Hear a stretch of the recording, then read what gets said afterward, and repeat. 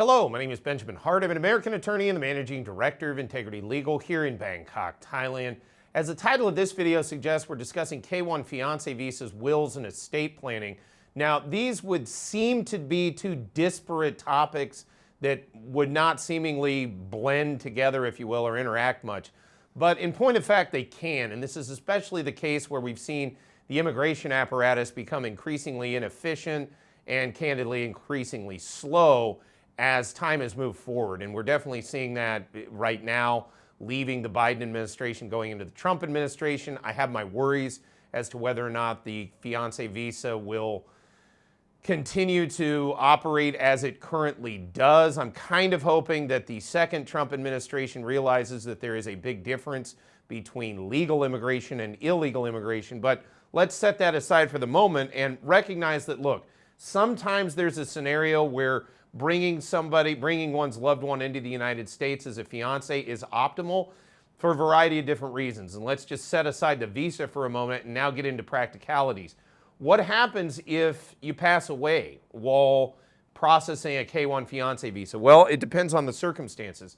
If in the United States and the K-1 has been issued, but the adjustment of status has not occurred, then what I call the sort of widow rule kicks in, where there was a time where we had two different circuits in the United States that ruled differently on this. We've now had sort of judicial clarification regarding this matter, but there was a time where different circuits said different things. At one time they said, look, if the fiancé, the American who is the basis for the petition, the petitioner, has passed away, you're just out. Sorry, it's too bad, but you don't get to remain in the United States. That circuit was overruled, and now the rule is, look, if you're in the United States, whether you're awaiting adjustment or not, even if you haven't filed for it yet, you can avail yourself of effectively a widow visa, if you will, by dint of the fact that you became married to an American. If you're not yet married, there could be problems with dealing with fiancé visa continuing processing. But generally speaking, if you marry an American and they pass away, there is an ability to seek a sort of widow or widower type of visa.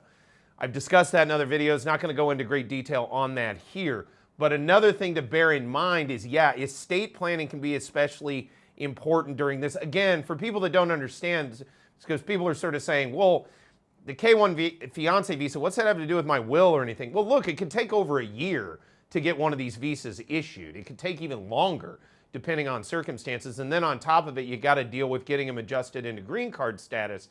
And you can't be married for a certain segment of this processing period. So the reason for wills and the reason I bring it up, estate planning, is you may need to make those arrangements, especially if you're an older person and you're getting married and you want to make certain that your spouse is going to be taken care of in the event of your death.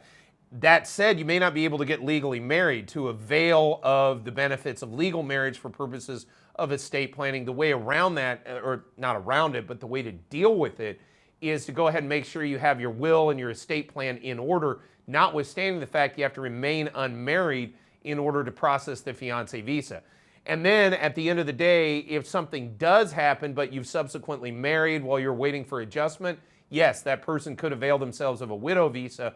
But the other thing to keep in mind, in the back of one's mind, is the fact that at the end of the day, yeah, if you're worried about this, one should go ahead and draft a will, notwithstanding the fact that they may not actually be married yet, at least legally, to ensure that if someone does pass away while the case is processing, they will go ahead and bequeath whatever relevant property they want to their Thai fiancé.